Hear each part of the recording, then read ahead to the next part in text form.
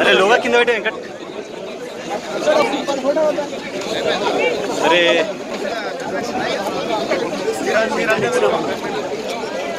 आज सबसे अमीर लोगों के नॉन परफॉर्मिंग एसेट तकरीबन 12 लाख करोड़ रुपए है।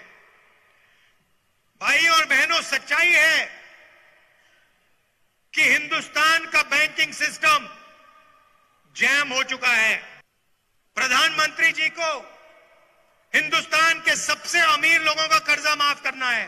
12 लाख करोड़ रुपए उनका कर्जा है।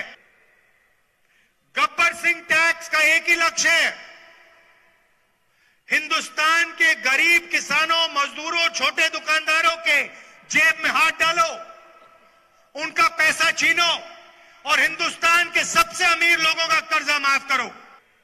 किसान हाथ जोड़ के कहता है हमारा कर्जा माफ करिए, हमारा कर्जा माफ कीजिए। प्रधानमंत्री कहते हैं नहीं,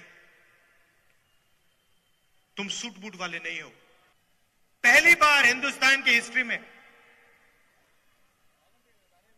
प्रेस वाले खुल के नहीं लिख सकते, अगर खुल के कोई लिखता है उठा के निकाल देते हैं। माइनॉरिटी के लोगों को मारा जाता है,